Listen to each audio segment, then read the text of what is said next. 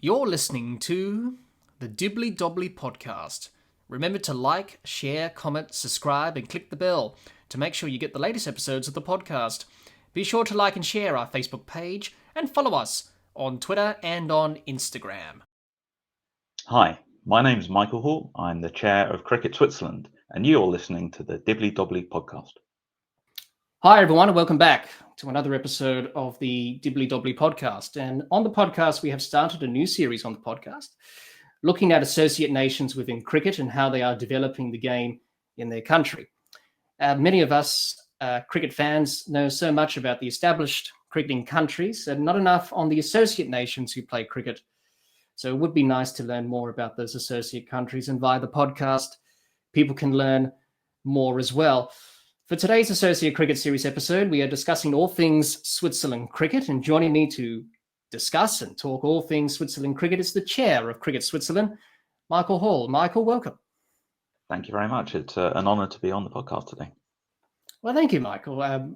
For those who may not know, me and Michael have been trying to organise this chat for months. I sent an email a few months ago. I can't remember when, probably midpoint in the year, and it's taken us until the end of the year to finally get this chat sorted.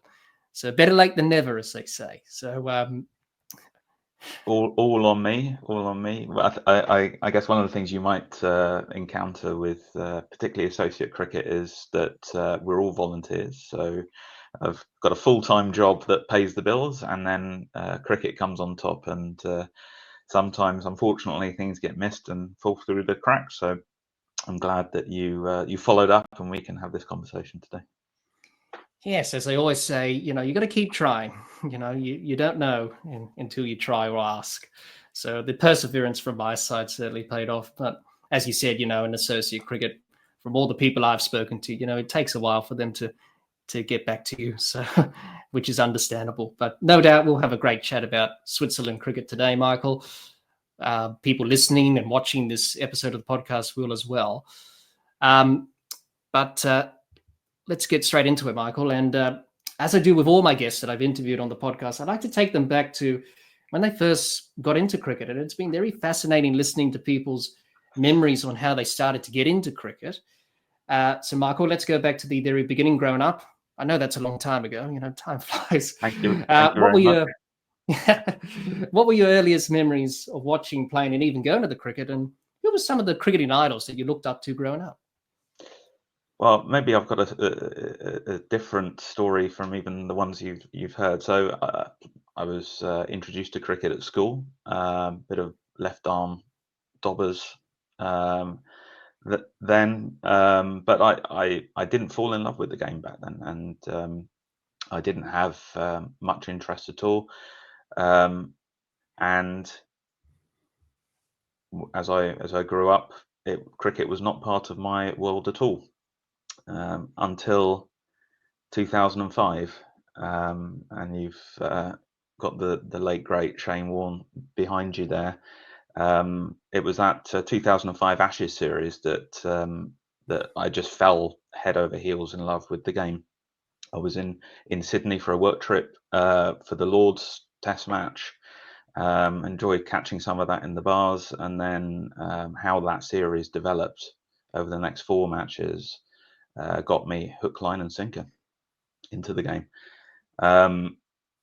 I moved to Switzerland about 18 years ago with my eldest son, was 3 months old at the time, and I had another son soon after. And obviously they got into the game because I was watching whatever I could get my eyeballs on. It started as a bit of wood and a tennis ball in the back garden, and then finding out about cricket here in Switzerland, thinking I could drop the boys off at a training session and in the morning go do some shopping. Next thing I know, I'm doing a coaching course and then get into the administrative side of the game. So my early memories, fortunately, did not get in the way of me falling in love with the game at a later stage. Yeah, no, that's.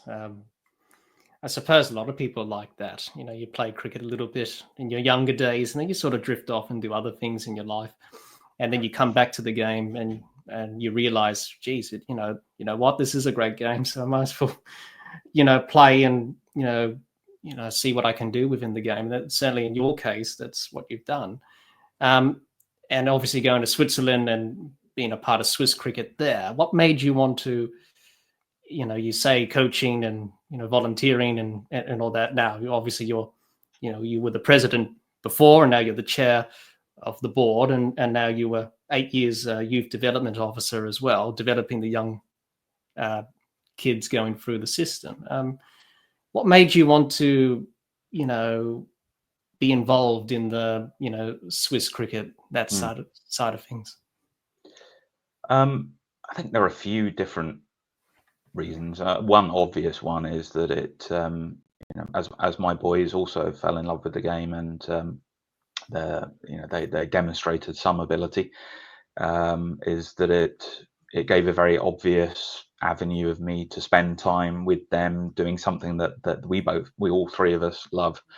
So that's one part of it. The other part, I guess, is that in an environment which is purely volunteering, you can see that even just a little bit of time, although I would say it's not always been a little bit of my time, but just a little bit of time can really help. Whether it's organising a session for the under 11s on a Saturday morning, or going and umpiring a game, when you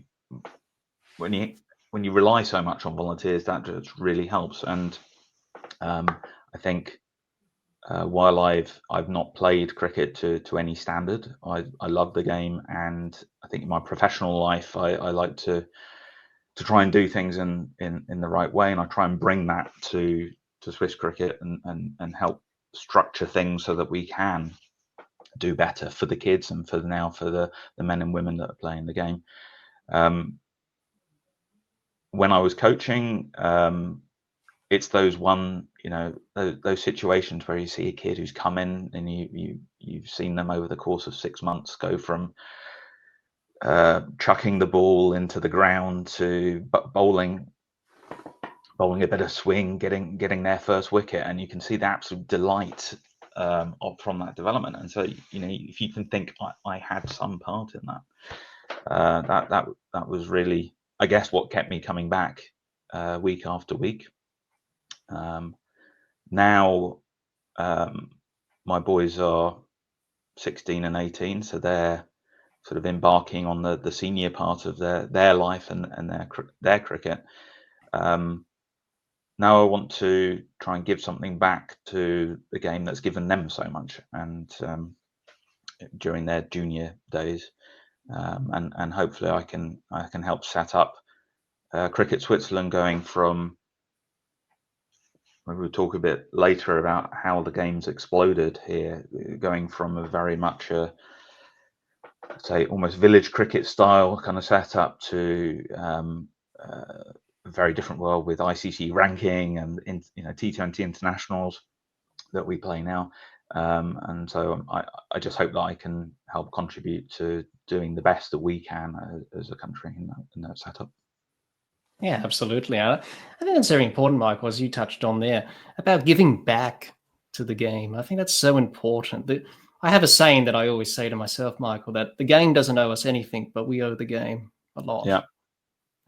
Which is true, which is a true saying, because it's given me so much in my life, and obviously your life, and many people listening to the podcast as well. It's always important, to volunteer, give back, and either coaching or playing or scoring or umpiring or being a curator, which is probably a difficult thing in associate countries because of facilities. We'll talk about that a bit later on in our chat. But yeah, it's so important to do that and give back and be grateful for the great game of cricket that we all love and enjoy so much. How would you describe your cricketing prowess in this sort of era, Michael? Average, good, or pretty poor? I would say that I don't know how it's happened, but as my boys' own cricket has got better, mine has got worse. So I used to be able to roll the arm over for a bit of bowling. I was never really a batter, but I could bowl a little bit of left arm swing. That has completely disappeared. So seems as that's gone entirely now. So I stick to umpiring these days if I'm out on the field, and obviously the administrative side, and do enjoy watching other people who are far better at it than me. Yes. Obviously, I can speak from my experience as an umpire myself. It's some people say it's a thankless task, and why would you want to be an umpire? But it's very important. Knowing all the laws, all 42 of them, and playing conditions. Yeah, it's a lot of things you have to consider. But it always warms my heart, Michael, whenever people say, "Oh, I'm an umpire," and and I'm an umpire too. It's fantastic. We need more umpires in the game, I say.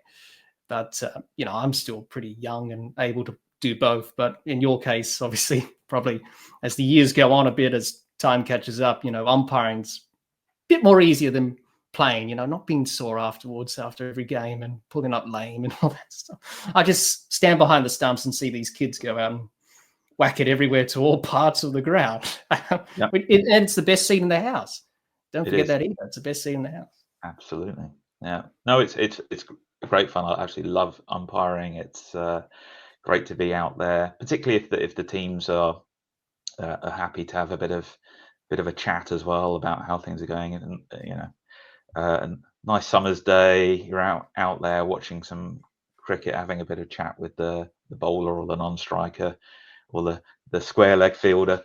It's a really fantastic way to spend an afternoon. Yes, definitely. And we'll probably talk about that a bit later when we talk about growth and development of cricket in Switzerland, about umpiring and what the ICC are doing in terms of accreditation and all that stuff, which is pretty big from their point of view, which is, from what I've heard from the other associate countries I've spoken to in this series, have said that's been pretty helpful from the ICC. So we'll divulge in that a bit later on, Michael, as we get through this chat today. But in terms of your journey in the game and how you fell in love back into cricket, do you regret that you probably should have played the game in those younger days, or do you think, I don't have any regrets, I'm glad that it came back full circle? I think I have less regret about my playing, to be honest. What I do regret, though, is I lived in London for 7 years, and during that time, I never went along to a test match at Lords or the Oval because I wasn't into the game. And having fallen in love with it, and I'm fortunate to have colleagues and friends in London at both Lords and the Oval, and to my home ground, as it were, which is Chelmsford in Essex. I grew up in and around Chelmsford. I sort of regret not taking the advantage of that back then when it was on my doorstep.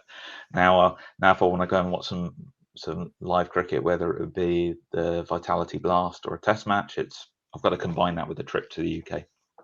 So that's one regret I definitely do have. Yeah. Obviously Essex, known for Graham Gooch, of course. Very elegant opening batter for England for many years. He played for Essex. That was his county there in Chelmsford. I can totally understand that. Obviously, I suppose in life, you don't have regrets. But as you mentioned, that's probably one thing, not so much the playing side, as you said, but more of the watching and going to test matches. The Oval and Lords is right on your doorstep, being in London. Yep. And probably going to other games in the UK as well, other test matches or one days or T20s as well. I can totally understand that. But obviously that's come around full circle, and you're involved in the game, which is great. Yep. And you played the game a bit, and now you're doing all these stuff with Cricket Switzerland is fantastic, and your children as well. Sharing that love of cricket is fantastic. And obviously, when you see your own children play, it's very hard for me to probably relate to, because I don't have any children of my own, obviously. But as a parent, what's that feeling like, watching your own kids succeed and playing the game, or any sport, but in this case cricket? What's that like, sitting back as a parent? And you must be very proud of what they've achieved in the game and their journey. I'm incredibly proud, and to do it in cricket, I think cricket is obviously, I would say this, but I think cricket is the most special sport that exists. It, on a physical side, involves almost every single thing you can imagine apart from kicking a ball. It said, you hear many times it's an individual sport, or it's a team sport played by individuals. So I think you get that combination. You're out there. There's no one else out there when you're out there facing up to the bowler or the bowler delivering the ball. It's just you. There's no one else can help you in that moment. You bowl a long hop, that's on you. That's all you can do. And there's a batter you can nick off first ball, and that's it. That's your half of your game done. So I think it is a very special sport, and I've been lucky that the boys have had opportunities to captain and have other roles. That I think it's a massively important game in terms of development, and particularly as kids 6-7 years old up to now 10 years plus. I think it is. I'm very happy that it's a game that they got involved with. It teaches a lot of things. You've got to, now they're playing longer form cricket, so 40 over stuff as well. Sometimes you've just got to sit there and be patient and support your teammates whilst you've maybe got out early. I'm very proud that they've both represented age group national teams. They're both very different players, which is funny how that works out. One's a sort of predominantly an opening bat who bowls left arm swing, and the other one is more of a lower order hitter with bowling off spin. So I'm incredibly proud of what they've done. I hate watching them play.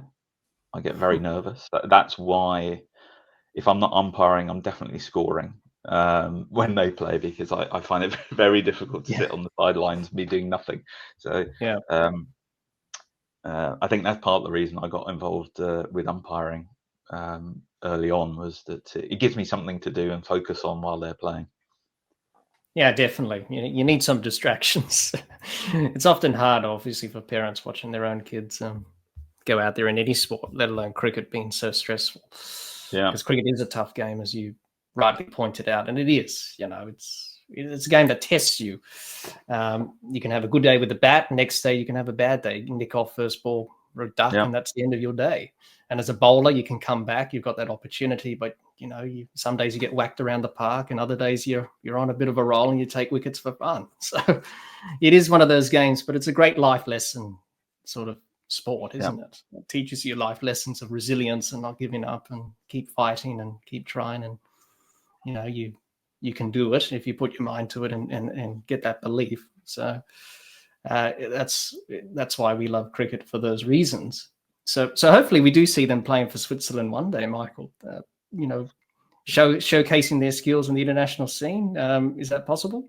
Yeah, it is. Although more likely, I think, for my younger son, my older son is a bit more of a technically correct batter, so not so well suited to T20 international format, I would say. But who knows? As he gets older, maybe he gets a bit bigger and stronger, and that will work for him. It's interesting that the sort of under-19 World Cup pathway is still based on 50 over cricket, and but associate nations play predominantly T20 internationals. We have both 40 over and T20 cricket in Switzerland, and T10 now. So there's a good range for the players. But let's see, we've got 4 or 5 key players in the national squad who've come through the junior system. That will continue, I think.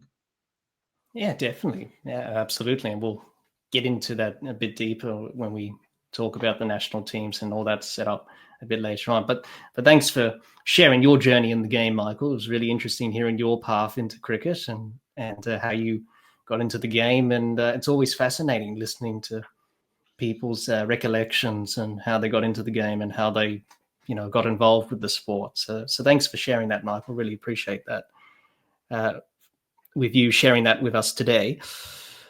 Michael, I thought to start this interview on Switzerland cricket. Let's talk about the history of cricket in Switzerland, because you can learn a lot about cricket from its history, and the history of cricket in Switzerland is quite interesting. So, Michael, give us a brief overview on the history of cricket in Switzerland, how it became to be. There's a watercolor which shows cricket being played in Geneva in the late 1800s, but there hasn't been really organised cricket until the 1980s. I think the original Swiss Cricket Association was formed in 1980 with a handful of members, starting to play originally 40 over cricket and then adding T20s a bit after that. Back then, once a certain minimum thresholds were reached, cricket was Swiss cricket was an affiliate member of the ICC, and then unfortunately politics got involved before my day, fortunately, and there ended up being two associations that claimed that they were the Association of Cricket in Switzerland. And when that happens, the ICC doesn't take kindly to that, and so Swiss cricket fell out of ICC membership, which is a big shame. We missed out on quite a lot during that period. Happy to say that 2021 saw Cricket Switzerland being admitted as an associate member, and for the last 3 years have enjoyed the benefits that ICC membership gives, as well as the additional administrative side. Cricket Switzerland, which was now been in existence for 10 years, this is our 10th year anniversary, has exploded really over that 10-year period. I think we had 200 players in men's competitions back in 2014. Over 2,000 this year. We've got over 40 teams in the senior men's competitions.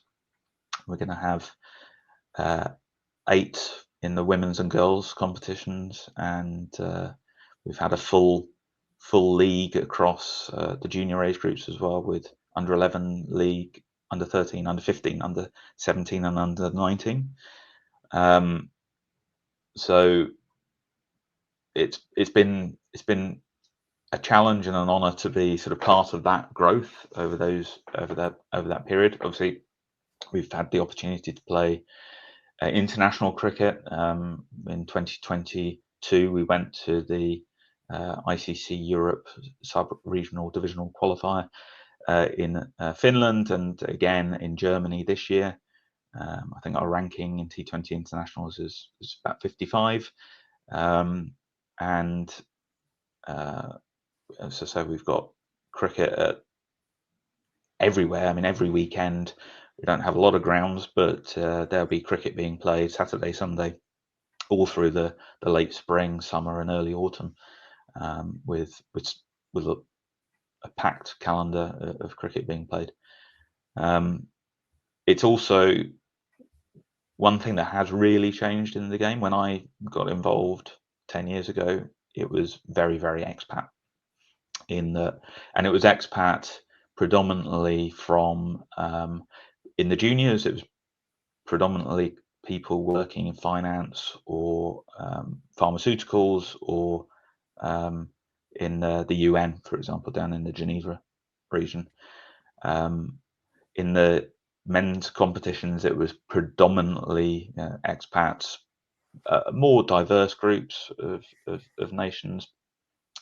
Now we have a very strong Afghan population in the country, and they bring a huge amount to the game, whether it be as members of teams. We've got a few Afghan-only teams as well, and that has really helped the numbers and the competitiveness of the game, as they, with the life that they've had, tend to be very physical, and have brought that physicality into the game from under 15s through to the adult game. Yeah, definitely. Well, thank you for sharing that with us, Michael. A bit of a brief history lesson about cricket in Switzerland. I know everyone will be saying, "Oh, history, that's a bit boring," but cricket history is always interesting, and it's been interesting listening to various people I've spoken to in this associate cricket series on the podcast talk about history of cricket in their particular countries and how it became to be, and all of them have a common theme attached to all of them, how cricket became a thing in their country.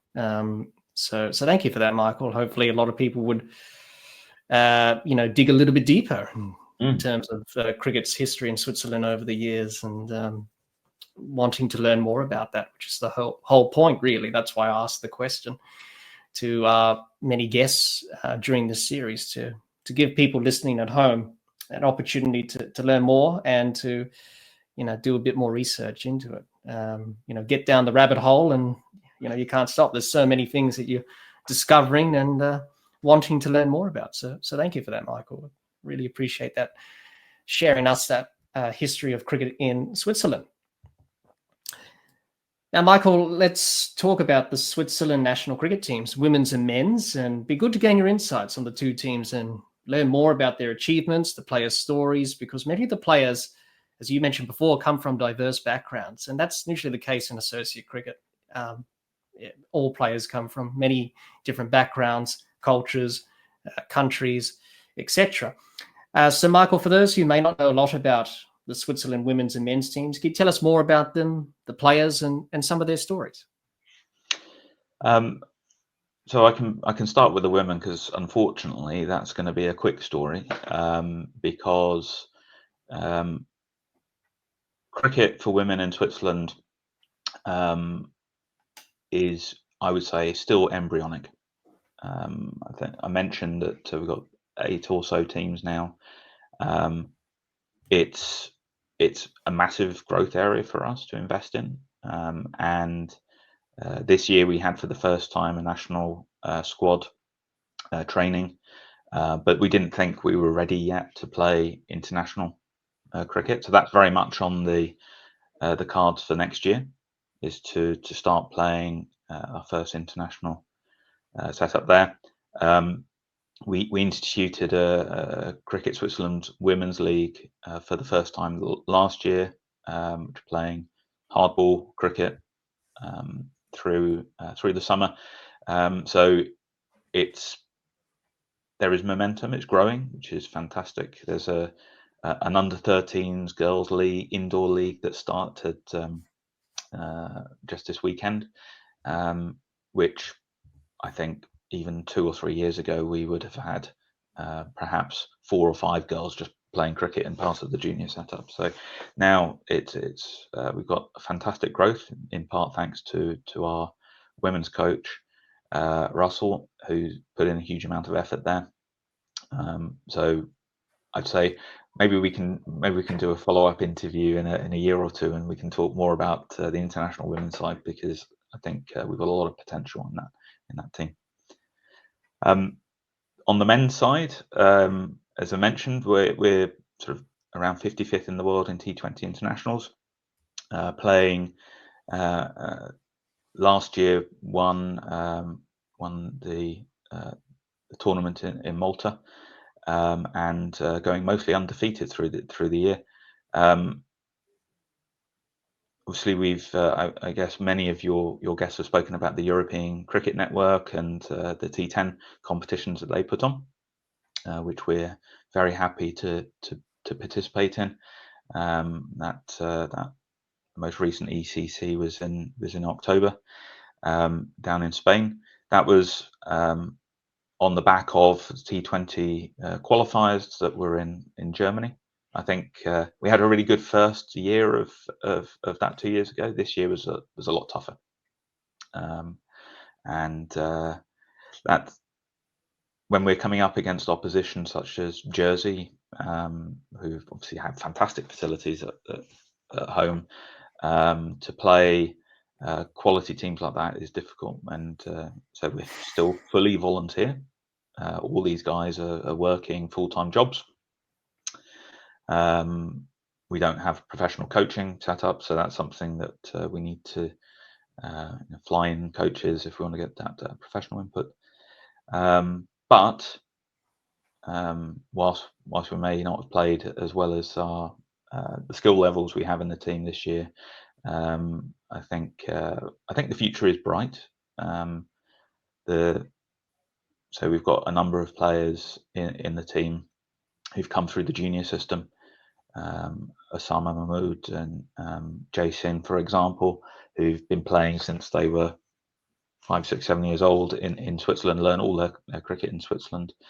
To other players like Fahim, who's probably our best batter that we have, who moved here later on and plays his cricket as an adult here. So one thing that we hope for with cricket being in the LA 28 games is that the level of resources we can get from government will be a lot better.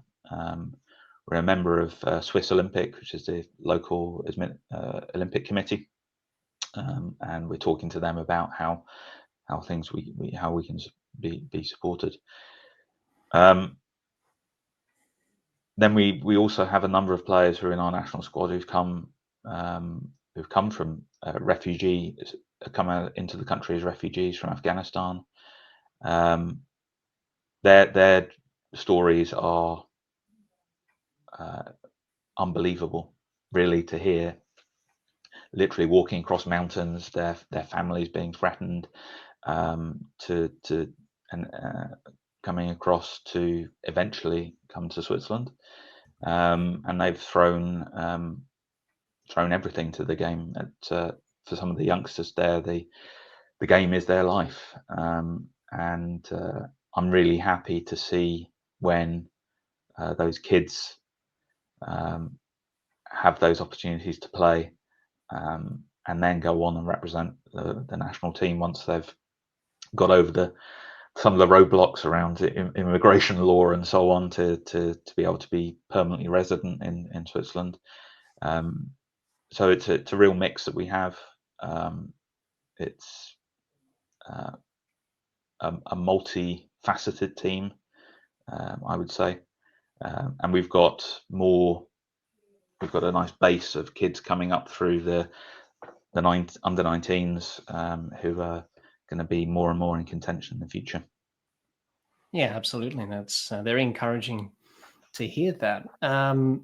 In terms of judging success and expectations, that from your point of view, how does that look like in terms of, is that wins or losses or tournaments that you've won against other countries, or reaching T20 World Cup qualifiers or rankings? How would you gauge, obviously, the men's team success and then eventually the women's team after that? So how would you base your judge your success in terms of expectations from your point of view, what you're looking at, that the team has to hit these certain markers? As a board, we've not been very specific around win X number of matches or win Y number of tournaments. At the moment, I feel we're still forming things, and I think it's more the behavioural side that's more important for us. Are we going out and playing the right way? Are our players investing in fitness and teamwork and so on? I'd rather lose games doing it the right way than win, let's say, the wrong way. The wrong way is a strong statement, but I think that's the way we want our cricket to be played. So it's volunteer. There's we don't have any kind of professionals involved in the game here at all. So obviously success, we'd like to win games and we want to win tournaments, and we were very happy to be winning Valletta Cup and so on. We hosted European Cricket Internationals with France and Luxembourg and won all those games. but I also understand that some of the teams we're up against have county or second team county pros in their team. So that's not something we can compete with yet. They might have professional coaches in the country through the year. That's not something we're in a position for yet. So the competitive side, I think, is important, but first and foremost, it's about doing things the right way, and success, I believe, will come if we invest in those basics, whether it be supporting your teammates or working on fitness. Then success will come. Yeah, I think that's very important. And what you're saying is pretty true, that you want to build good people, teach them good life skills and be humble and respectful, and just be good people. And then the other stuff will come after that, fitness, as you mentioned, and talent and skill sets, and getting better and improving each and every day, and hopefully rising through the rankings, and hopefully getting to where you want to be. So I think that's a really good place to start, and then hopefully that can translate into good results, as you mentioned there. In terms of the different nationalities and cultures, obviously it's the case with all associate countries, and I've always asked them this question, Michael, about integration of those types of people, and how does that all work, and in terms of that. So in terms of that for Cricket Switzerland, have you set out some things that the team should do in terms of bringing those people together, not excluding people, not discriminating people in any way about their race or religion, making them feel welcome, being a part of the team? So what's your strategy in regards to making sure everyone fits in, not being left out, not feeling like the outsider, for example? I'm not sure if we've consciously gone about it with a strategy, but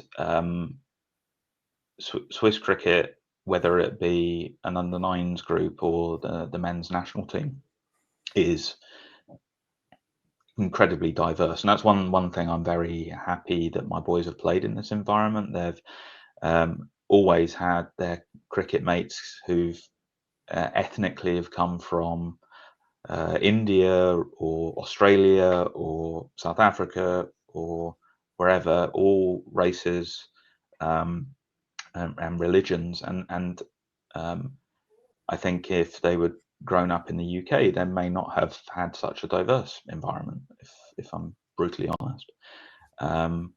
That I have sort of these scenes in my head of my boys playing and hugging, celebrating a young Afghan lad who's just hit 100 in a game, and that's, supporting him in German, and then the next guy comes in and they're talking in English and so on.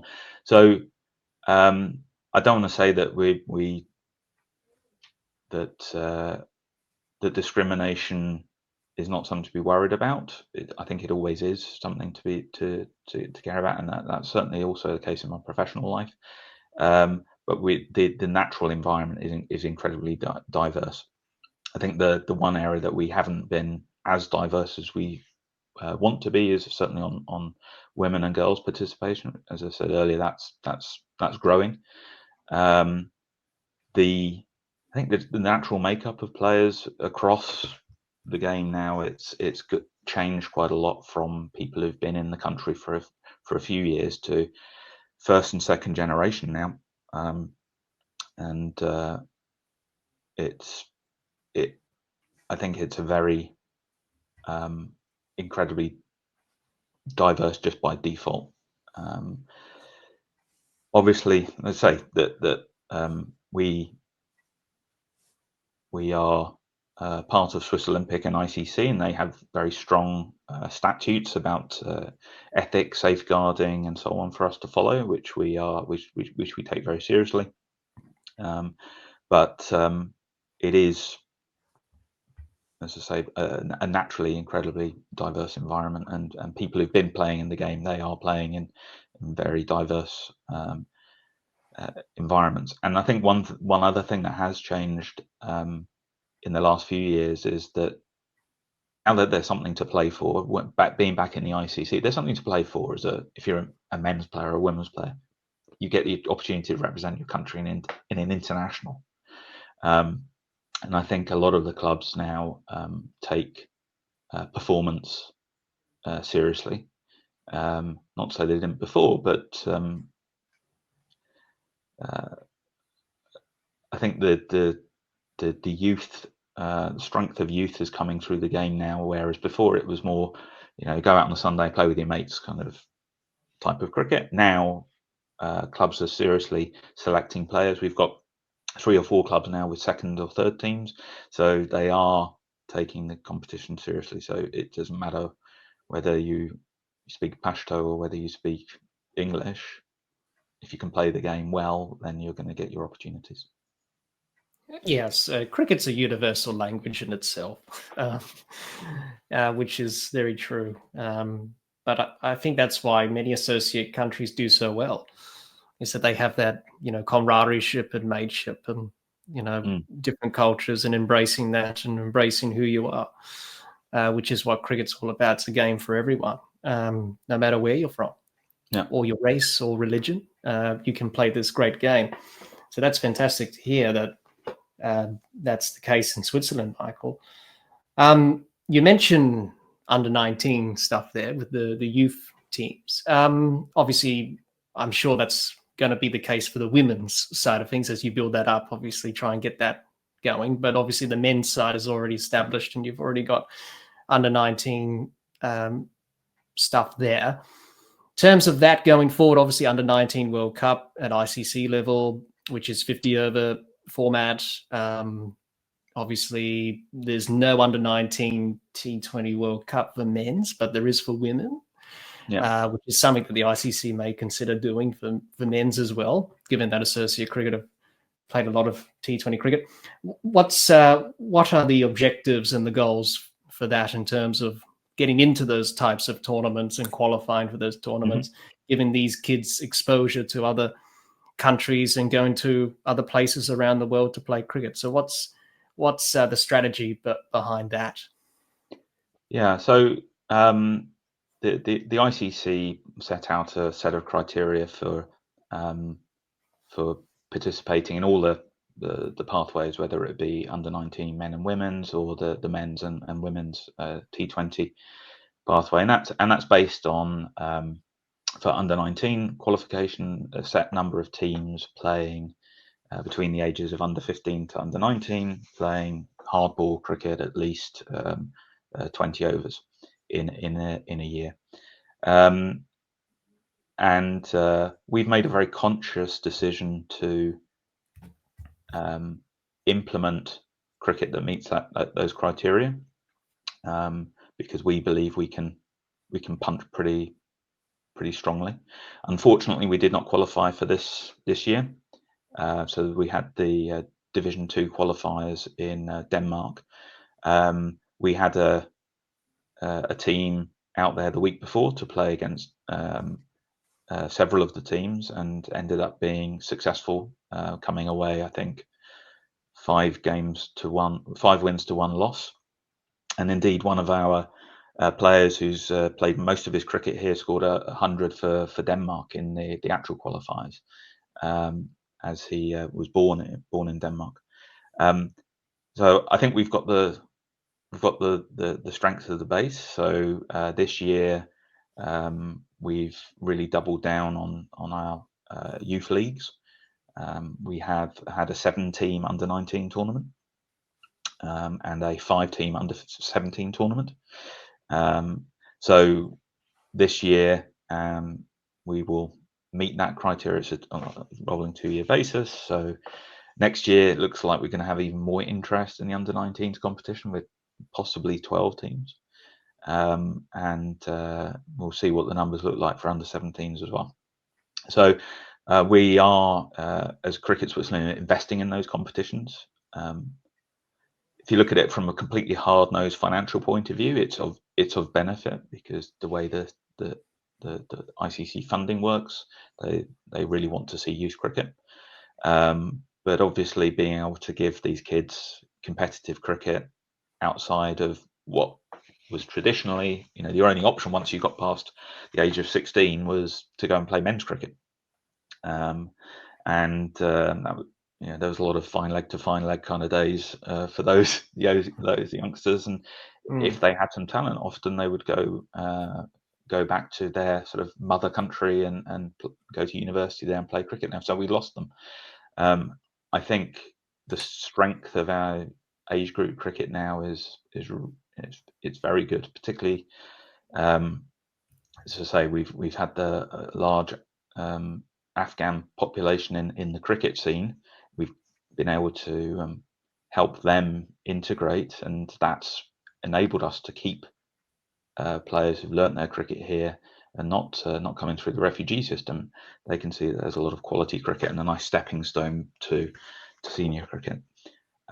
So I hope that for the next cycle that we will be part of that pathway, the under-19 men's anyway. This year we had several trips for the under-19s team to Italy, to Belgium, and to Denmark to get that. Most of those games were 50 over games, so really stretching them, playing against internationals. We've been happy to participate in events in Denmark the last few years, and you can see them. The kids know each other from the opposing sides. It's really fantastic to see. Honestly, I got a comment from someone saying that if they didn't have different jerseys on, you wouldn't know that there were different teams. There's some really good chat out there, and a really good environment. So yeah, our strategy is be to invest there, give those kids the opportunity, and hopefully we'll be able to be part of the next cycle. Yeah, hopefully, absolutely, and that isn't a 50 over game, obviously, for the men's, but there's no under-19 T20 World Cup for the men's. As I mentioned before, there is one for the women's. Would you like to see that be implemented by the ICC? You have a under-19 men's T20 World Cup as well? I think so. Yeah, I mean, I'm a bit of a traditionalist, so I do like the longer games. Whether it be obviously we're not playing red ball cricket, but a 5-day test match or a 4-day first class game for me is still the pinnacle. So in some ways I kind of like the challenge that our under-19s have to play 50 over cricket, but it does of course make it more complicated. So it takes all day, is one thing. So from a scheduling point of view, it's a challenge. And then you've got that mismatch between them. If they're going on to play international cricket at men's level, well, for us that's T20 internationals. Yeah. I'd like to see us over time become part of the Challenger League for 50 over cricket, and we continue to invest in our domestic 40 over game, which we're considering making 50 overs as well. But I think it is a bit odd that we don't have a T20 competition for the under-19s. So I'd like to see that. I find it difficult to say whether I'd replace the 50 over competition, because I think there's a lot of good that comes from that. But the reality is, if we want to prepare these lads for T20 internationals, then it makes sense to we have a 20 over competition under 19s. Yeah, I can understand where you're coming from. I love Test cricket as well, and 50 over cricket. It's been in the news of late, so that's why I put the question out there. But I can understand your point of view regarding that. But predominantly in associate cricket, it's all T20 cricket, because countries don't invest in one-day cricket as much. They just invest in T20 cricket. And the people I've spoken to have said, we want to put our eggs in that basket because that's an easier option for us than, you're more likely to qualify for a T20 World Cup than you are for an ODI World Cup. Let's just say that. It's totally different things. Absolutely. And the economics and so on are just completely different. So for us to play T20 internationals, that's, you know, we can go to Finland or we can go to Denmark and play that, you know, a ranking point game. For us at the moment, there's nothing. We're not qualified, and we're several tens of ranking levels away from being part of the ODI setup. So for us, for sure, whilst we might like to get there, T20 cricket is the international setup for us. So I think at an international level, and of course we've got the European cricket stuff as well, which is T10. So that, you know, has economic benefits as well, prize money and so on that comes through that channel. So with a cold heart, I would say T20 should be the thing, but I do love the longer format games. I love the what comes out of that. But as we saw at the recent T20 World Cup in the US and West Indies, you know, we had some really good associate performances there, and we can only hope that I joke with ICC Europe that England have managed to lose to a European associate at several T20 World Cups in the past. So I'm hoping that the next one will be Switzerland. Yes, they have. Yeah, that's true. They have. Almost losing to Scotland this time. But the Yes, rain they did. They did. If it didn't rain, Scotland were on track to probably win that game, I think. But we'll never know because it rained. But obviously the Irish gave them a bit of an upset in 2011 in that World Cup in India. Kevin O'Brien with that 100. Yeah. And the Netherlands in that 2009 T20 World Cup at Lords, Yes. won that game, which was Indeed. So it is true. They have not beaten a European nation at either World Cup or T20 World Cup. So hopefully it's Switzerland in the years to come, Michael. Hopefully that will be very funny. And this is coming from an Australian, so that would be very funny to see that happen. I love England cricket, but if we do end up there, I will be rooting for Switzerland. Let's go Switzerland. Let's do it. I think you made some really good points there, and we'll probably talk about that more in our next topic, which is the growth and development side of the game in Switzerland. But I just want to finish off on the national teams, if I may. In terms of the program for the men's team in the next few years, obviously the women's team, as you mentioned, is in the works, and that will be happening next year, hopefully. So we wait with bated breath for that to happen, which is fantastic. And it's good to see more associate countries, including women as well, which is fantastic. As I said before, cricket's a game for everyone. Yeah. But in terms of the men's schedule, what's on the horizon for the men's team in terms of, the end of this year and into next year, if you can share that with us? Sure. So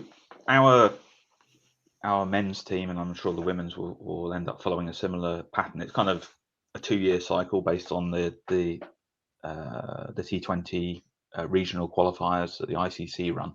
So we've had 1 year this year. So next year there are no ICC organised events, and so we will be playing in friendlies or T20 internationals with our European peers. We intend to participate in the Valletta Cup in Malta again after being successful in that last year, and we have conversations going with Germany, France, Luxembourg, and Finland about potential say multilateral kind of trips or just a 2-team event. So that will be through the year, depending on obviously the weather in those locations, or if we're hosting. And then we have the European cricket sort of at the end of the year with the ECC, where we will be looking to participate as well. The objectives really for the men's team for next year is to get that battle hardened through next year, so that we can put out our best performance in the European qualifiers in 2026. as well as seeing what talent we have that's coming up through the system. So yeah, that's kind of what the program looks like. Yeah, we're still in conversations with our European peers. I think we have pretty good relationships with them to get those tournaments going, whether it be here or for us flying away. So we're in the situation, unfortunately, where we're one of the most expensive countries in the world to come and visit, and certainly one of the more expensive in Europe. So we tend to spend a lot of our time doing trips away. Although we did host Luxembourg this year for some friendlies. Yeah, well, that's fantastic to hear that there's cricket on the horizon, which is good for the men's team. I suppose any cricket's better than nothing, so that's always good, and it's always good to see those countries willing to play and getting that experience amongst each other, and that's usually the case in the associate world. So that's fantastic, Michael, and let's hope. I think I speak for everyone. Let's hope that the men's team and hopefully the women's team, when they come on board as well, hopefully have some success going into the future. And hopefully, who knows, maybe in the years to come, Switzerland, T20 World Cup, maybe, as we saw this year in 2024, which was pretty good with the associates in that T20 World Cup in the Caribbean, USA. Hopefully we can see more associates, new nations that we haven't seen before enter those tournaments in both women's and men's as well. So we wish you and both teams all the best going into the future, and thanks for sharing some of the insights of what's happening there with both national teams. And we wait and see in the years to come. Hopefully the results will be there, and hopefully some good results, and hopefully getting into some tournaments, which is the main thing. So let's wait and see what happens in the years to come. But thanks for sharing that with us, Michael. Michael, let's talk about the growth and development of cricket within Switzerland in terms of getting cricket into local communities, clubs, schools, grassroots, etc. And this is one of the challenges that many associate nations have, is how they introduce cricket into their country and promote it. That's easier said than done, Michael. It's often a difficult task that yourself probably sitting in your chair as the chair of the board and scratching your head and saying, how do we do this and do that? So how do Cricket Switzerland try to introduce cricket into the community? Grassroots cricket, establishing that in local cricket clubs, in local communities, competitions, pathway systems, underage comps, facilities. That's often a big challenge. Nets, grounds available for people to access in their own areas, making cricket accessible to everyone, either it be, via TV or streams, watching it or getting exposure to it or accessing it from wherever you're from. And getting cricket into schools and their programs, which is often a big one for associate nations. And many people have spoken about their programs regarding that. So, Michael, what challenges does Cricket Switzerland have in trying to grow and develop cricket in the Swiss community? And do you see cricket becoming a mainstream sport in Switzerland anytime soon? Your thoughts on that? Thank you for the tough one, the tough question towards the end. It's I wanted to make you think. Yeah, I mean, it's. I kind of see one of the things that I failed where I wanted to achieve from my period as youth development officer is getting any kind of foothold in school system. Yeah. Swiss schools treat sport differently to schools in, say, the UK or I guess in Australia, where competitive sport is part of the school system. School teams play other schools and in various different disciplines, and that's a source of pride in those countries. In Switzerland, sport is there as part of the school system, is really there as fitness and as kind of introductory to sports. And if you become interested in a sport and want to play it, you then join a club. So whether it be football, tennis, netball, handball, whatever, there is a very healthy sort of club system around schools, but the schools themselves are not there to play something as competitively. that makes it very difficult for us to get into the Swiss school system, because what do we bring? What are we bringing to those kids? They can obviously already access local clubs for cricket. So this is an area that where I would say we struggle quite a lot. We've done a bit of investment with international schools. We find that obviously they're much more interest from teachers and kids to play the game, but it's still quite early. So particularly talking about the youth cricket, we rely a lot on a handful of clubs that have junior sections dotted around the country. Obviously, I am very involved with one of them, so take anything I said with an appropriate grain of salt. But I think those clubs do a massive amount to support and grow the game where possible. But it is entirely based on volunteers, forming clubs, finding infrastructure. One thing we do benefit from in Switzerland is that we do have a lot of fantastic indoor halls, sort of 3 basketball court type size, so you can play, particularly at the younger age groups, you can play some really interesting indoor cricket, and that's one way of growing participation. It's not the ball is quite a lot softer, it's a lot lighter, so you get a lot of value for a forward defence sometimes, and that's a way to get sort of under 9s, under 11s, and under 13s who have not been playing a lot of hardball cricket into the game. So that's something we take quite seriously. Participation, it ebbs and flows. When I got involved originally, my 2 boys, who were at that point were age 6 and 7, joined as player 7 and 8 on the under 11s team in my local club. Now both of my boys have to be their relevant age group. There's a second team, and they have to be competitive to get into that team. As I mentioned, the Afghan refugee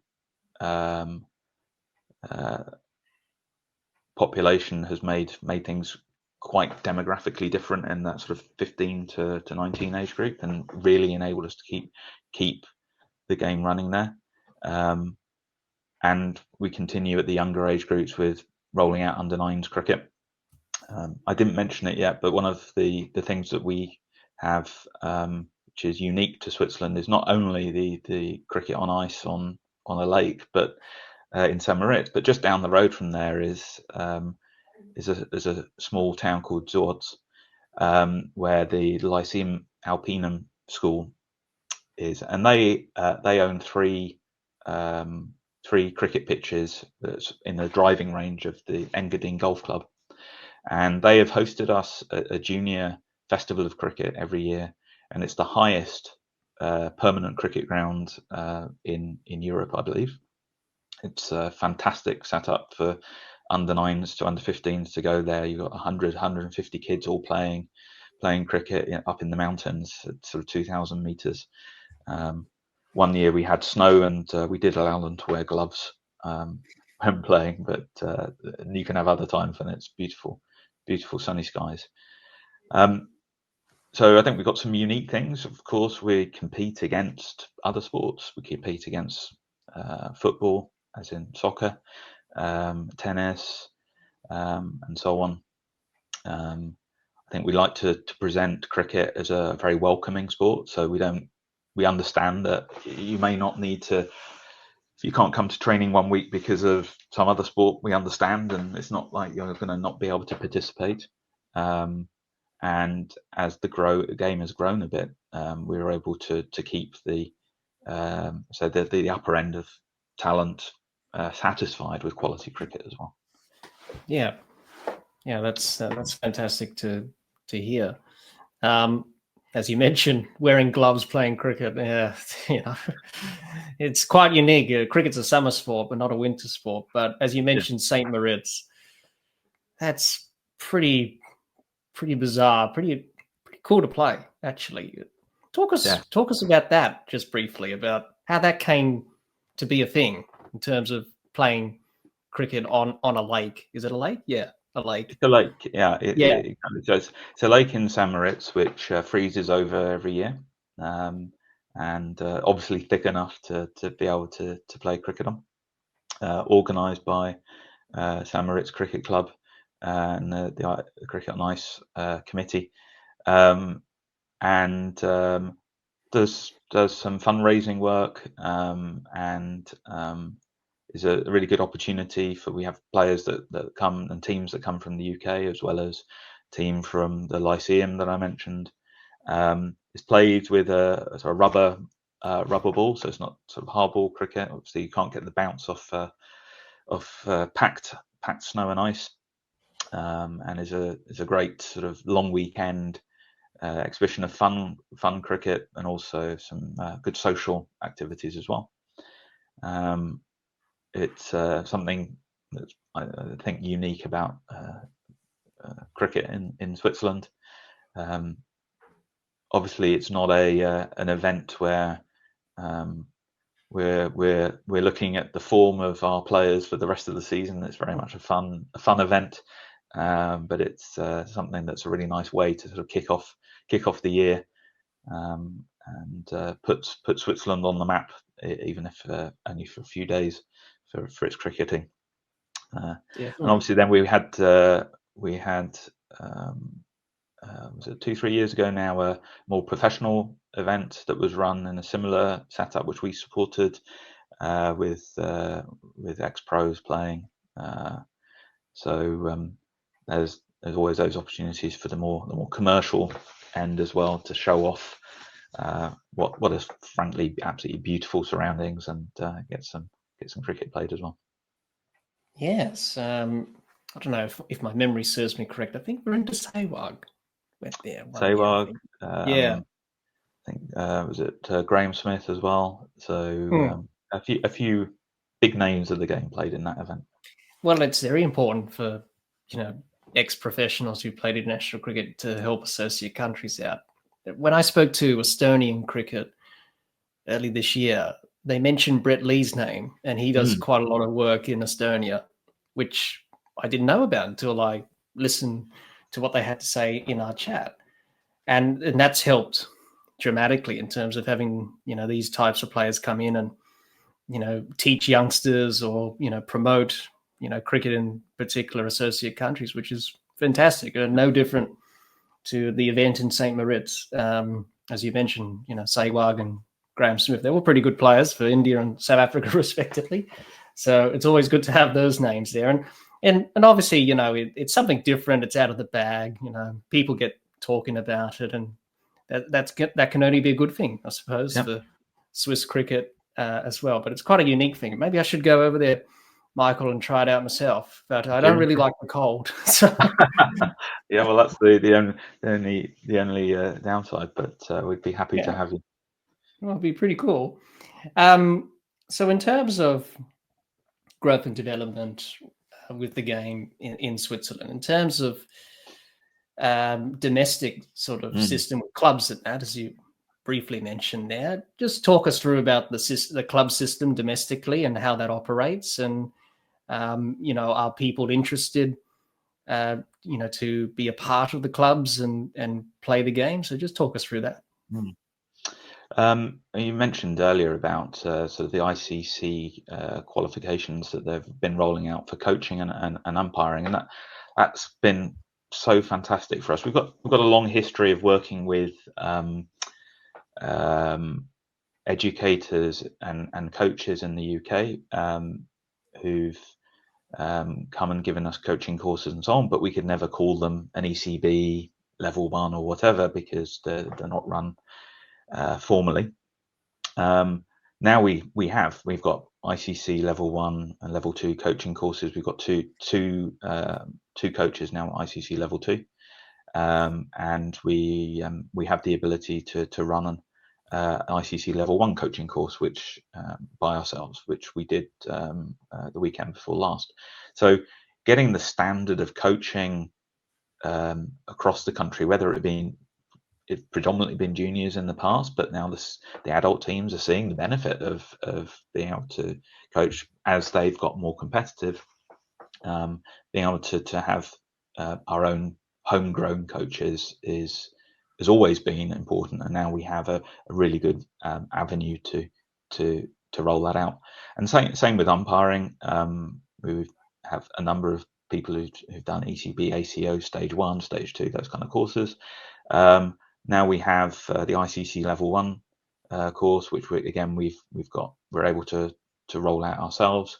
It's a really tough course, actually, the level 1. It's a lot tougher than the ECB level 1. So that's a really a fantastic thing for us to be able to get access to and develop. Because I was very lucky to go to the Oval a couple of years ago when we took over a series of youth teams, and I got to speak to the Surrey development manager, and I said to him, sort of, if you had my brief, what would you do? I kind of described, the total number of players that we have is in the system is a little bit smaller than a county the size of Surrey's, but it's kind of a similar thing. And he said, invest in coaches. That's the first thing I was invest in coaches, because while we can pay to get coaches from the UK or India or wherever to come and coach, they're going to be here for a weekend or for a week or whatever, and then go back home. Whereas if we can develop our own coaches, whether that's the kids coming through, who can look to earn a bit of money at the weekend by coaching the women's team, for example, or a domestic women's team. That's where we're going to see long term the sustainability of the game. So I'm very happy to say that we're able to run those courses now, and we've got really good participation there, and hopefully we can fill the needs of some of our domestic clubs who've not had the access to coaching before.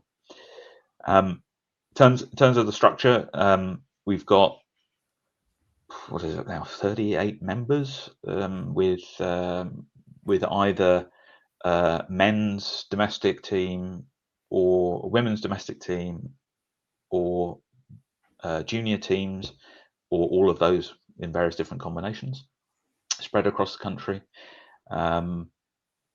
With infrastructure is probably our single biggest limitation in terms of permanent grounds in the country. So aside from the 3 pitches I mentioned up in the mountains, which are not very accessible during the normal season, there are only 6 permanent grounds in the country for all of those teams being played. So there are some temporary facilities and so on as well. But that's meant we've got a 3-division 40 over competition now. Just the interest there, and a 2-division T20 competition. And I think, I haven't looked at the numbers, we're probably pushing 500 games plus across all of our different sort of organised cricket this year.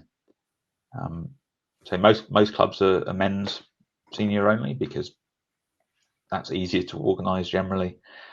Junior teams or teams with junior sections are growing, which is really pleasing to see. Still, it's difficult. I mean, so I'm based in the Zurich area, and for a long time our closest rival was in Basel, which is an hour away by car. If I'd want to take my boys to cricket practice outdoors, it's a 45-minute drive. So it's a lot of investment from parents in terms of time and money when you're looking at those kind of travel. But we love the game. Fortunately, we see more and more teams growing their junior base as well, which means that some of those issues are getting less problematic. And we had a support fund for refugee travel this year, so that they could go and play their games because obviously a lot of these kids are still school. They've got no parents to fund them in the country, so we felt that ensuring that they've got the opportunities was important.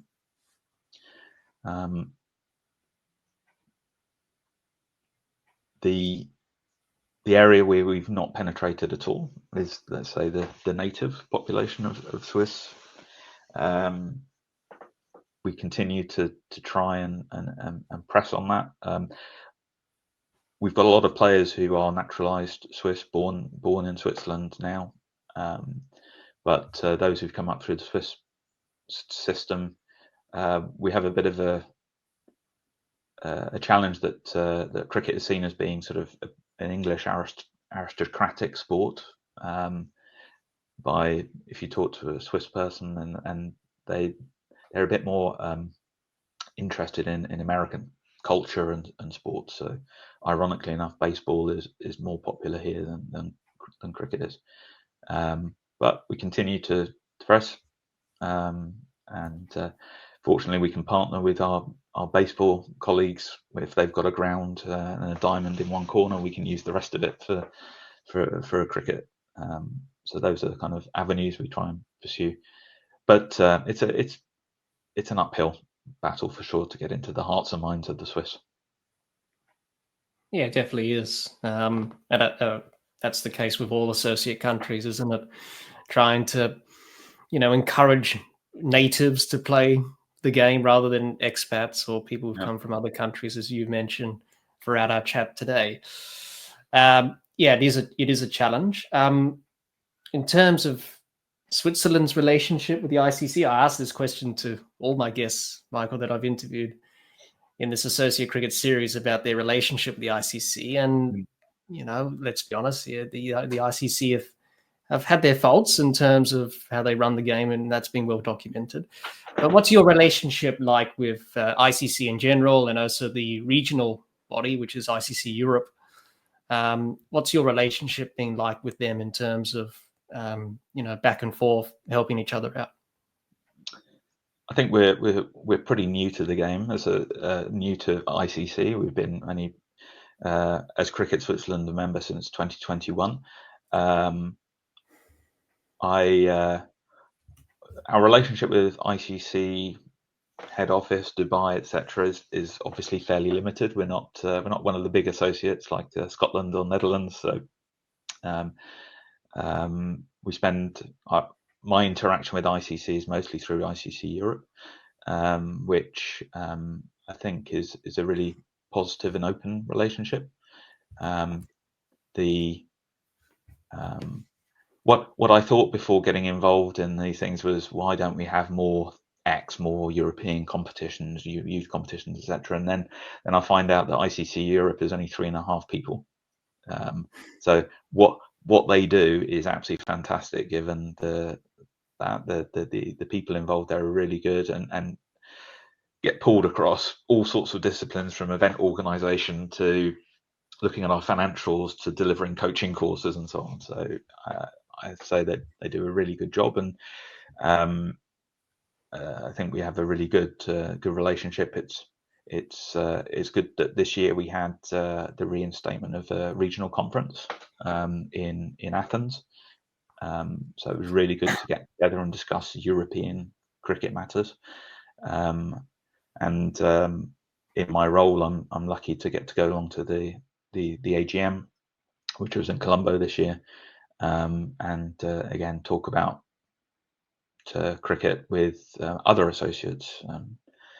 I noticed that you'd had our colleague from Costa Rica on the podcast, Sam, yes, Arthur. So it's always good to catch up with him and discuss the varying similarities and differences that we have, and what's worked, what hasn't worked in across the country. But I'd say relationship with ICC Europe, and ICC in general make us. It's an administrative overhead, of course, but on the other hand, we get opportunities that weren't available to us before, and they do give us funding. And whilst we would always like that the the proportion of funding available to associates versus, let's say, the big three or the test playing nations is tweaked a little bit. That it's obviously the organization is looking out for the big boys, and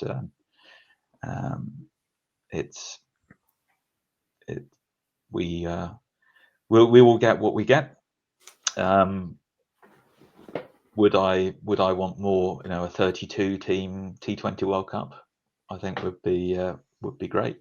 But I do also understand that it's growing the game is not the easiest thing in the world. So I think overall I'll give ICC a positive rating. Definitely they could do more, and we can criticize all sorts of things. ICC Europe, I think I'm very positive about and very happy about what they do with the resourcing they get. Could they have more resourcing? Absolutely. I think it's a shame we don't have other international age group stuff other than straight into under 19 World Cup. Why can't we, if we want to develop the game, we know that the youth is really the source of the game in Europe. We could do more there. But is that something we can organise as federations, multilaterally? Well, we can fill that gap as well. Yeah, well, thank you for sharing that, Michael. Obviously, many people have said, especially the European countries that I've spoken to, have said, yeah, ICC Europe are pretty good, good relationship there. And you mentioned Sam as well from Costa Rica, Sam Arthur. That was a great chat we had with Sam a few months ago about Costa Rican cricket. He's doing some great stuff over there. Go check that out if you haven't listened to that yet. It's available on our YouTube channel, that chat that I had with Sam Arthur, who is the head of Costa Rican cricket in Costa Rica, doing some great things over there. As you said, ICC can do more in terms of, promotion of the game and associate cricket. And I think we saw that already in the T20 World Cup this year with 20 teams, which was a good start. And as you mentioned before, Michael, the associate games were pretty good. Amongst the associate nations were pretty competitive. A few one-sided games when the full members played the associates, but that's to be expected. Obviously, I remember the Australia and Namibia match, and that was all over before you knew it. So, because Australia dominated clearly in that game, but still, it's all about exposure and giving opportunities. And look at the USA. They qualified for the Super 8s, and they defeated Pakistan, which no one expected would happen in a Super 8. So only can happen in T20 World Cups. And I suppose it brings countries together in the T20 format. And look what Afghanistan did as well. Former associate nation, now full member, made it to the semi-finals. Unfortunately, didn't win against South Africa, but they're getting close to, reaching that end point of a tournament. So, and also the Olympics as well in 2028 in Los Angeles, even though that will be a shortened tournament with X amount of teams, but still, as you mentioned about funding from Olympic committees in various countries, that can only be a good thing as well. In terms of, relationships that you have with other countries, do you brainstorm? Obviously, you mentioned the conference there in Athens with associate countries. Do you have a bit of a chat to other members and get some ideas on how they've gone about growing and developing the game in their country? You could pick up that or something that you can use there, or you're just really just looking to put your own stamp on it? I think it would be it'd be remiss not to take advantage of to see what other countries have done. Visiting Denmark, which I've done a few times now with youth teams, to see the infrastructure that they've got there, how they're developing women's teams as well. It's a really good opportunity at the conferences. I mean, the AGM itself comes towards the end of several days of a conference, but for me, the value, particularly as a small associate representative, is spending time with my European colleagues and sometimes further afield, see what they've done, what's worked for them, what hasn't worked, why didn't it work, is it our circumstances different, and building those relationships. And because say who am I in cricket administration, and it's good to chat with some of those colleagues are, they're professionals, they're being paid to do that job as CEO or whatever. So for them to be in full-time cricket administration, and me as a volunteer to pick their brains, and they also understand what European cricket's like. It's not like talking to someone from an entirely different continent where the challenges or the opportunities are quite different. It's a really fantastic opportunity to have that time. Sometimes with a beer in hand, sometimes with a coffee, it's try and apply what's worked for them, and see if with that means we should be doing something different. We have, as I mentioned, there's potential for funding through Olympic. We might be in a position of having a coach employed by Cricket Switzerland in the near future, or having a member of staff, administrative staff. So how does that work? That's all completely new to us and the board. So being able to talk about those things is really good. It's fantastic, and everyone is really, really nice and super happy to share. Whilst there may be sort of more competitiveness on the once the boundary rope has been crossed, but the administrators and so on, all super open, and want everyone to be successful.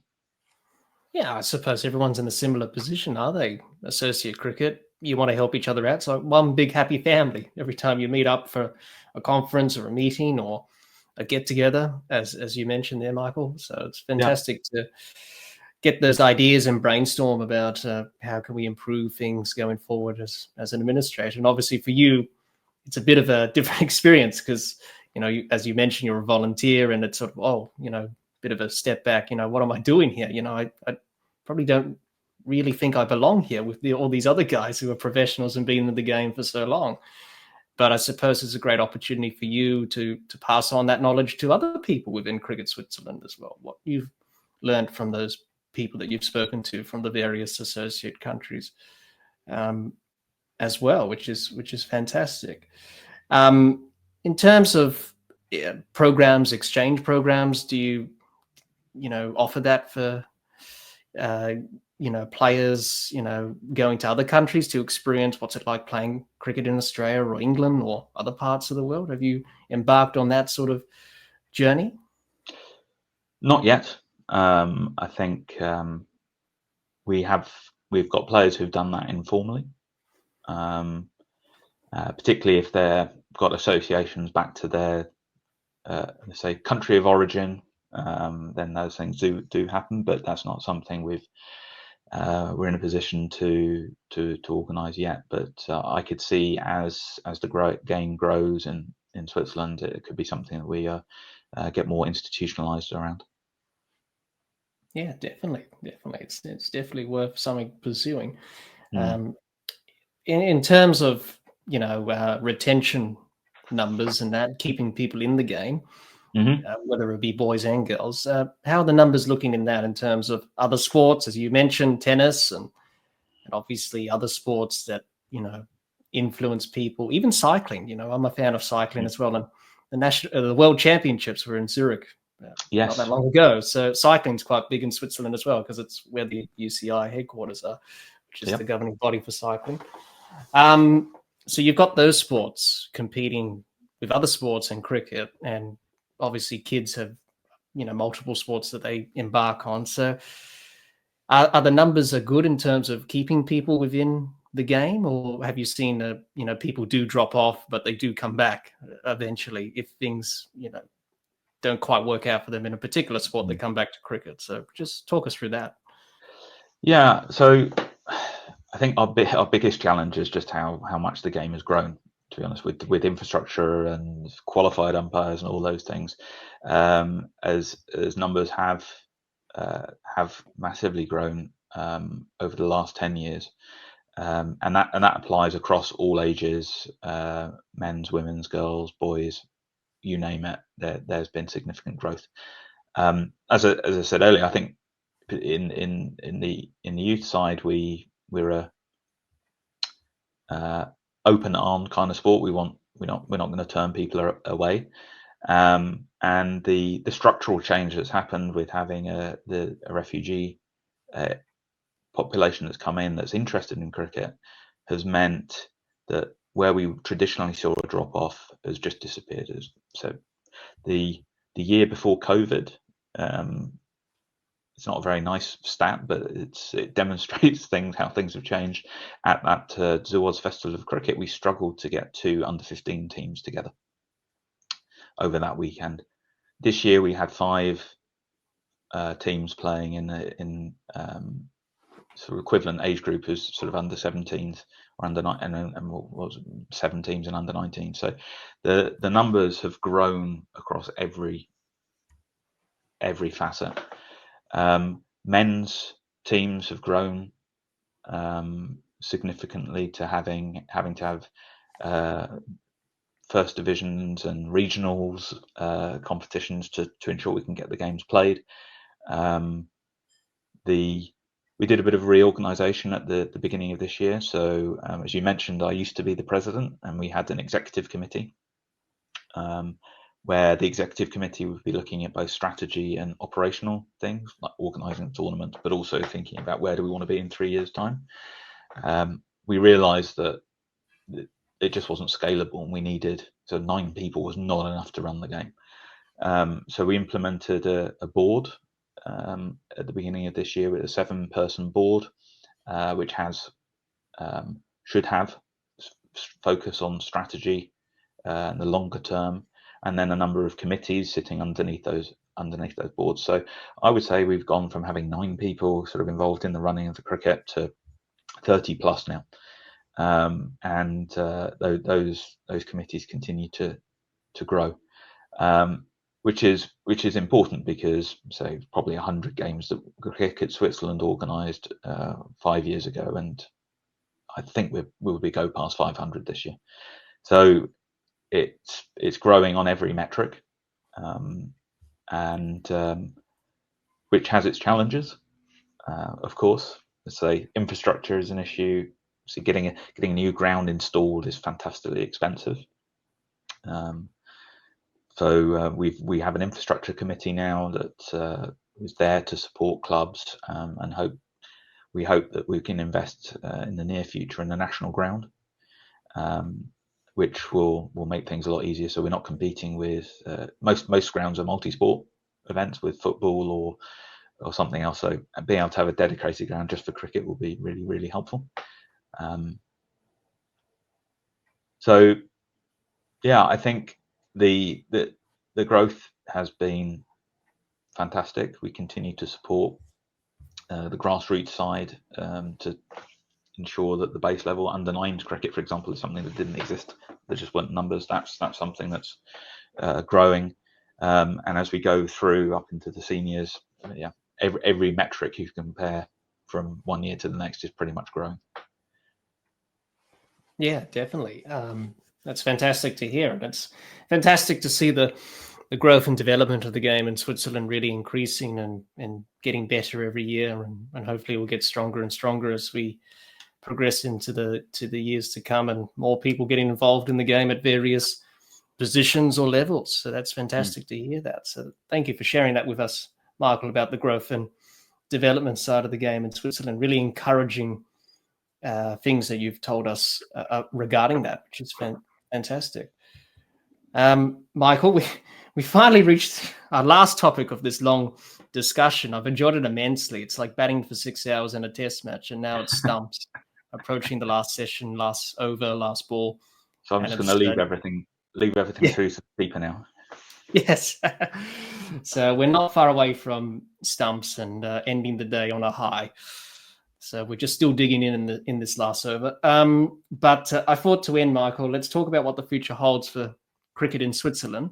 It's very hard to predict the future, as we know. But Michael, how do you see Switzerland cricket and associate cricket going into the future? Your thoughts on that? Have you looking into the crystal ball and given a prediction. So your thoughts on that to end? I think cricket in Switzerland is at an inflection point, really. Of we've been growing, so we've got infrastructural issues, just finding volunteers for everything. I think we're on the cusp of having an explosion, whether it be because of our situation with ICC funding, whether that's because of cricket being an Olympic sport, and that enables a very different conversation with the local communities, or the local sports authorities. If you go to them with, we would like to get access to this ground. Oh, we're cricket, we're British colonial game, blah blah blah. Versus it's an Olympic sport, and we may not be participating in the actual games, but there are European Olympic Games. And that's something we could be participating in. So I think that we are, say, on the cusp of going to a much more professional setup, whether that be coaching or administration. We are on the cusp of having significant player numbers across everything. Women's game we're investing in significantly, so that clearly we look for growth there. I believe we've got the capabilities and resources to be playing one-day internationals in the next few years, and winning an ICC regional event. I think again should be within our grasp in the next 2 to 3 cycles. So I think we've got the capabilities and the potential. Associate cricket is very similar. I mean, we talked a little bit earlier on about the World Cup in the US and West Indies. I mean, what a game US Canada opened up with. I mean, what a fantastic game of cricket, and that's associate cricket. We've had the Netherlands beating England or whatever before, but the quality and standard of some of those games was absolutely fantastic, and that's something we in Europe can do more of. European Cricket Network have done a fantastic job marketing T10 cricket. T10 cricket is not an ICC kind of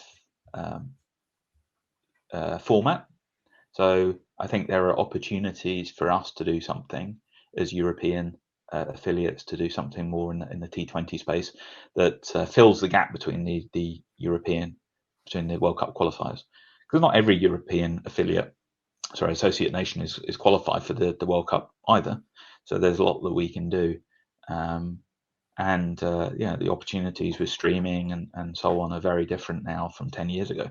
We don't take full advantage of that yet in Switzerland, but it's certainly something on our plan. So I sort of jokingly said it before, but Switzerland beating England in a T20 World Cup, that's hopefully something we can see in the crystal ball. Yeah, well, certainly, yeah, hopefully it is. But thanks for sharing those predictions into the crystal ball there, Michael, and hopefully they come true in the years to come. And that will be funny to see Switzerland beat England in a world event. A European nation beating them again, and they haven't. That losing streak continues. It'll be a glorious sight to see, but only time will tell if that will be the case. Well, I know the old enemy will enjoy that. So yes, certainly. After what happened last year in the Ashes, I think that will be a good sight. That's for sure. So thanks for sharing that with us, Michael. Michael, thank you for joining me today for this Associate Cricket Series episode to discuss all things Switzerland cricket. I've enjoyed it immensely. I've learned loads, and I'm sure everyone listening and watching have as well. Better send me some merchandise, Michael. Better get behind the Switzerland bandwagon, my flag and cap and shirt. Better get on with it. Support the team going forward and cheer them on from the sidelines. Been a pleasure to be on. Thank you for inviting me, and eventually getting it organised, and we'll see about getting some merchandise as well. Oh, thank you, Michael. Thank you. That's very kind of you. Thank you so much. It's a kind gift. Very touched by that. So thank you for that offer. So Michael, if people want to get in touch with you, where can they do that? If they want to learn more about Switzerland cricket, or they're going to Switzerland and they want to get involved in the setup over there, where can people get in touch with you and Cricket Switzerland? Well, my email address is probably the easiest way of doing it, which is michael.hall@cricketswitzerland.ch, or you can do chair@cricketswitzerland.ch as well. If you Google Cricket Switzerland, the first page will come up is our website with details on there as well. And even if you go to the ICC's website, and you can look at us as a federation, that email address works as well. I'm keen to hear from people who. One of the things that I always find is you've got people who are in Switzerland who have a link to the game but just don't know about what we do. So if there are people in the country or nearby who want to help, I'd be really, really happy to hear from people. Yeah, definitely. We'll leave links to those in the description of this episode for people to check out if they want to learn more about Cricket Switzerland and what's going on there, be a part of the setup. Michael will be waiting for your email. Hopefully he'll get back to you in a really promptly manner. Yes. But no doubt he'll be happy to take your inquiries and happy to assist in any way he can, or Cricket Switzerland as well. Before we go, remember to like, share, comment, subscribe, and click the bell to make sure you get latest episodes of the podcast. Be sure to like and share our Facebook page and follow us on Twitter and on Instagram. Also, the podcast is available on Anchor, Spotify, and on Apple Podcasts. Once again, thank you, Michael, for joining me today to discuss all things Switzerland cricket. I hope all of you watching or listening to this Associate Cricket Series episode learned a lot about cricket in Switzerland from Michael. Until next time, keep safe and bye for now.